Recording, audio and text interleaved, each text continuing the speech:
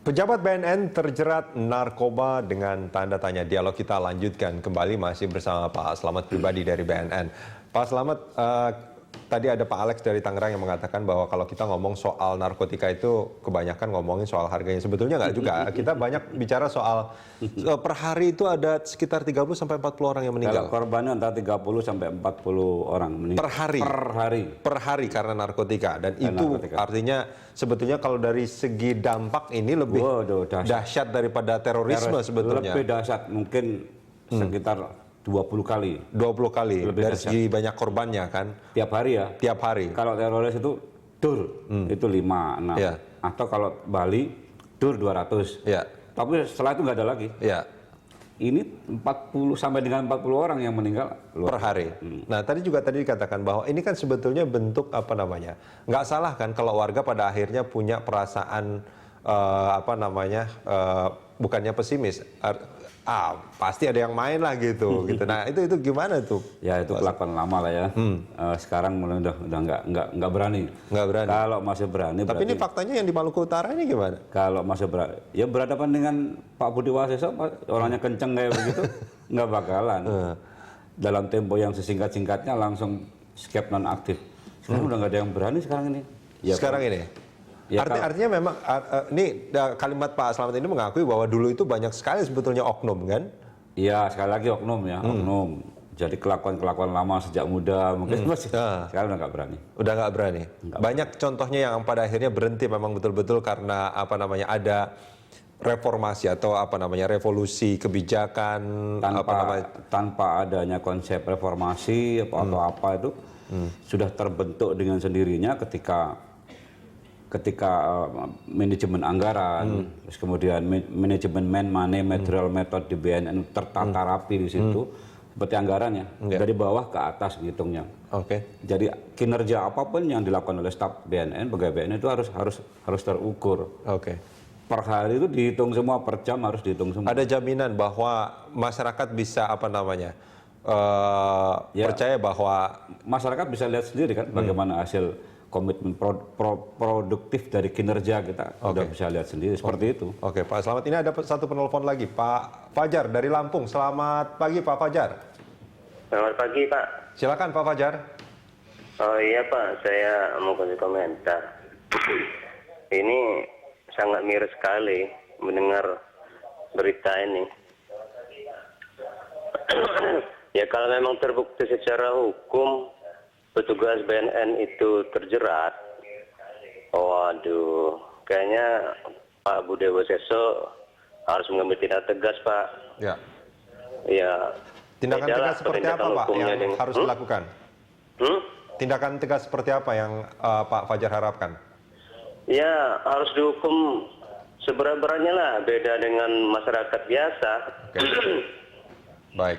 Kalau masyarakat biasa kan, ya, kalau ini kan petugasnya Pak. Kalau apalagi ini kepalanya ya Pak ya, kepala BNN. Iya, apalagi ini kepala BNN-nya, waduh. Jadi mencorang sekali yang selama ini digembur-gemburkan oleh yang digiat-giatkan oleh Pak Budi Waseso seolah-olah hak sirna dengan petugasnya yang satu ini Pak. Gitu. Baik Pak Fajar, terima kasih banyak responnya Pak di Dialog Pagi. Ya, makasih Pak. Ya, ini dia. Miris ini pernyataan dari warga langsung. Miris ya. Siapa yang nggak miris Mas? BNN sekarang itu menjadi standar ukuran parameter kebijakan nasional. Tentu miris. Untuk dalam penanganan soal narkotika. Dalam pencegahan dan pemberantasan. Miris banget. Jadi memang saya sampaikan ke masyarakat bahwa Pak Budi Waseso dalam tempo yang sesingkat-singkatnya langsung menandatangani penonaktifan beliau. Penonaktifan. Kalau memang terbukti bahwa Pak Eli Jamaluddin ini memang berada di lokasi hiburan malam itu dan itu sudah melanggar perintah dan terbukti, apa sanksi yang kemungkinan? Ada dua hal. Pertama, bisa juga kode etik profesi.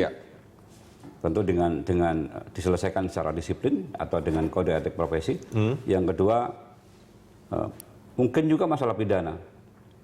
Pak Budi Waseso sudah menyampaikan kalau memang terlibat dalam proses pidana, masalah pidana, tidak segan-segan akan melakukan tindakan. Artinya pidananya soal narkotika. Soal narkotika dia menggunakan. Iya. Kalau seandainya, Tapi kemarin kan tidak ada hubungan dengan narkotika. Artinya sebetulnya sangat sulit gitu ya, sangat sulit untuk lepas sebetulnya dalam hal ini. Kalau misalkan ada diperiksa ada unsur narkotika di dalam tubuhnya, dia akan kena pidana. Ya. Kalau tidak ada, tetap aja dia kena pelanggaran etik dan disiplin tadi. Disiplin, ya. Dan itu sanksinya bisa sampai dicopot dari jabatan atau dikembalikan kepada kesatuan semula. Oke. Nanti dilaporkan bahwa kondit yang bersangkutan seperti ini. Oke. Belum mau pensiun ini. Tapi Kapoldanya juga kalau nggak salah juga sudah Kapolda cukup juga malah keras di media, juga, saya lihat di media mengusulkan supaya dicopot. Ini seorang Kapolda loh, nggak sembarangan. Nah, ini sebetulnya setelah kejadian kemarin, apakah Pak Ely Jamaluddin itu sudah menghubungi Pak Slamet pribadi mencoba untuk mengkonfirmasi segala macam? Sudah kontak saya, kemudian menyampaikan mengenai beritaan, Pak, ini saya sampaikan ini adalah otoritas kewenangan Kepala BNN. Kita tidak bisa melawan karena beliau mempunyai kebijakan dan pandangan yang tinggi banget soal ini. Bukan hanya soal Pak Ely, bukan hanya soal Maluku, tapi ini adalah soal kebijakan nasional. Ya. Beliau punya pandangan yang lebih dari kita.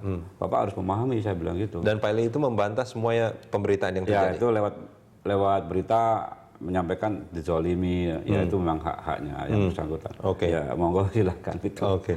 BNN terus jalan. Terus mengenai komunikasi nilai uang tadi itu, BNN sekarang sudah menghilangkan publikasi dihitung dengan narkotik dihitung dengan uang.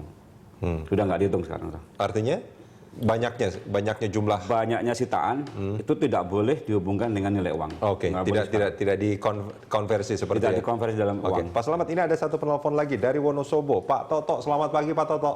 Selamat pagi, Pak. Silakan Pak Toto. Iya. Ini kalau menurut saya, itu petugas BNN yang terjerat narkoba itu harus dihukum seberat-beratnya. Itu satu. Karena apa? Dia sebagai petugas, bukan malah memberikan contoh yang baik, malah memberikan contoh yang buruk dari sebagai pelaku. Itu kan berarti hukumannya harus lebih berat dari orang awam biasa gitu loh, Pak. Seberat-beratnya itu seperti apa menurut Pak Toto? Oh ya, minimal dipecat dan dipenjara kalau perlu ya lebih dari orang yang pelaku sebagai kriminal narkoba itu. Oke, baik. Itu. Dan kedua, negara juga harus tegas terhadap yang terpidana narkoba yang sudah inkrah dihukum mati harus segera dieksekusi. Karena apa? Itu juga sebagai penyakit nanti. Jadi penyakit itu, Pak. Itu kalau itu tidak segera dieksekusi, nanti terus berlanjut seperti itu. Karena apa? Tidak ada efek jera gitu loh. Seperti negara tetangga kita kan begitu terkena narkoba sedikit aja sudah langsung dieksekusi gitu loh. Baik. Itu. Pak Toto, Ya. terima kasih Pak sudah bergabung bersama kami di dialog pagi ini. Menarik sekali ya soal harus ada hukuman yang lebih berat daripada masyarakat biasa. Iya. Di dalam KUHP itu ada pemberatan apabila menyangkut kewenangan. Jadi seseorang yang sudah dilengkapi dengan sarana prasarana dari negara, anggaran negara, kemudian dilengkapi juga dengan kewenangan, itu ada pemberatan di situ. Kalau misalnya masuk sampai ke pengadilan, pemberatannya adalah yang bersangkutan adalah petugas ini yang seharusnya menjadi contoh, itu udah. Nah, Pak Slamet, ini kan terkait sanksi bagi para petugas biasanya kan jarang sekali dipublikasi. Nah, ini adakah jaminan artinya BNN publik akan tetap bisa memantau apa yang akan dilakukan? Oh, bisa. Itu akan ada jaminan akan terus dipublikasikan. Bisa. Kalau BNN ada tradisi untuk mempublikasikan kinerja BNN. Termasuk misalkan ada Soal sanksi-sanksi kasus, petugas soal sanksi. Yang terkait dengan petugas BNN. Selalu. Tidak pernah nutup-nutupi. Oke, Pak Slamet, kita sebentar, kita akan lanjutkan ini di segmen Silakan.